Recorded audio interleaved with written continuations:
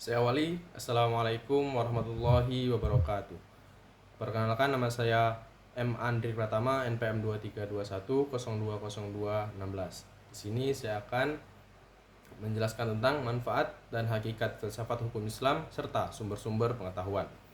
Untuk memenuhi tugas dari dosen pengampu Dr. Hervin Yoki Pradikta, SHI, MHI, dalam mata kuliah Filsafat Hukum Islam. Baik, penjelasan pertama yaitu tentang pengertian filsafat hukum Islam. Hukum Islam diyakini oleh umat Islam sebagai sumber yang bersumber pada wahyu Allah Subhanahu wa taala. Diyakini ini didasarkan pada kenyataan bahwa sumber hukum Islam adalah Al-Qur'an dan Sunnah. Filsafat hukum Islam merupakan pemikiran yang bersifat ilmiah, sistematis, dan radikal. Karena sifatnya yang ilmiah, maka filsafat hukum Islam diperoleh melalui kaidah dan metode yang berlaku dalam dunia ilmu pengetahuan. Dikatakan sistematis karena filsafat hukum Islam sebagai hasil pemikiran ilmiah harus disusun secara runtut dan berurut, sehingga menggambarkan saling hubungan antar satu pemikiran dan pemikirannya yang logis. Adapun manfaat dan hakikat filsafat hukum Islam.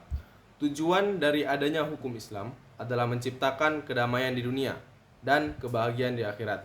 Tujuan dari hukum Islam tersebut merupakan manifestasi dari sifat Rahman dan Rahim Allah kepada semua makhluk. Rahmatan lil alamin adalah inti syariah atau hukum Islam. Dengan adanya syariat tersebut dapat ditegakkan perdamaian di muka bumi dengan pengaturan masyarakat yang memberikan keadilan kepada semua makhluk, di antaranya kegunaan mempelajari filsafat hukum Islam. Adapun tujuan dan manfaat mempelajari filsafat hukum Islam. Yang pertama, menjadi tahu mengenai pengertian tentang filsafat hukum Islam.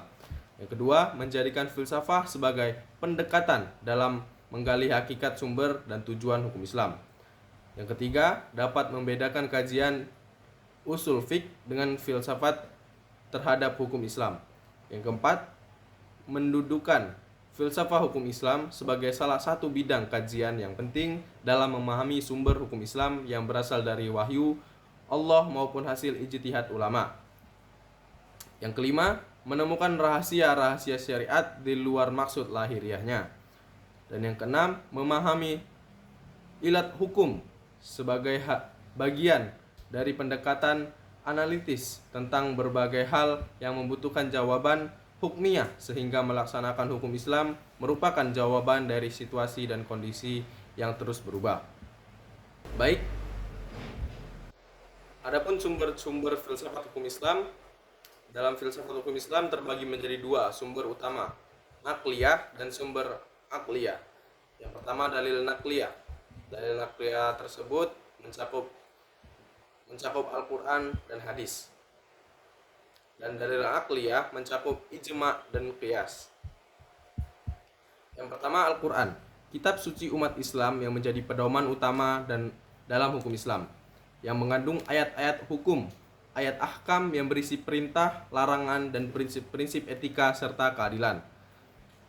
Lalu Al-Hadis merupakan perkataan, perbuatan, dan ketetapan Rasulullah yang menjelaskan dan memperinci hukum-hukum dalam Al-Quran.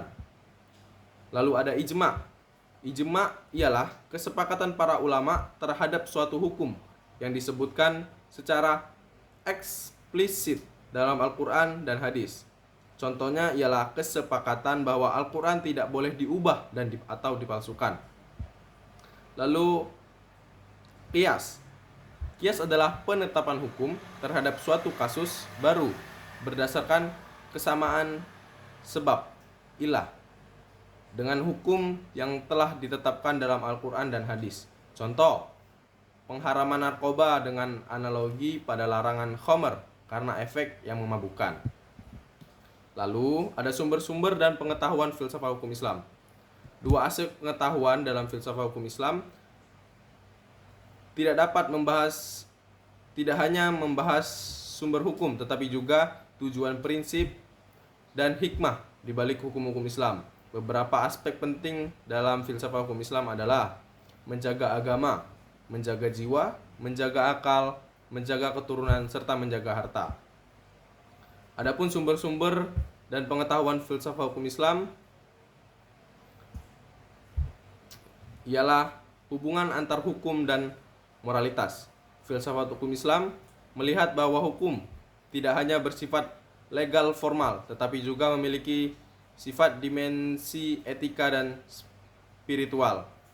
Adapun konsep keadilan dalam Islam, keadilan dalam hukum Islam didasarkan pada keseimbangan antara hak individu dan kemaslahatan umum, dan prinsip keadilan mencakup persamaan di hadapan hukum dan perlindungan hak-hak manusia, serta peran ijtihad dalam perkembangan hukum Islam untuk menyesuaikan dengan perubahan zaman. Contoh, fatwa tentang transaksi ekonomi digital, hukum teknologi baru, dan lain-lain. Jadi kesimpulan yang dapat kita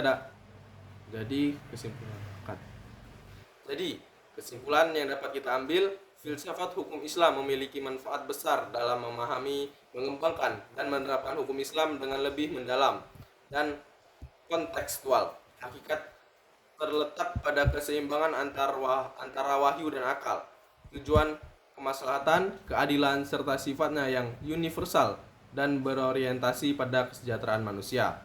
Lalu ada sumber pengetahuan dalam filsafat hukum Islam terdiri dari sumber utama yaitu Al-Quran dan Hadis, dan sumber sekunder yaitu ijma, qiyas, istihah, maslahah, urf, dan sadul dzariyah, serta pendekatan ilmiah seperti maqasid syariah, logika Islam, serta hukum dan sebanding dengan hukum.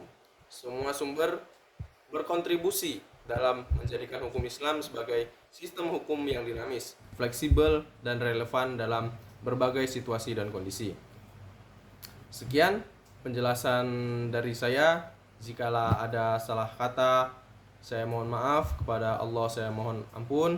Saya akhiri. Wassalamualaikum warahmatullahi wabarakatuh.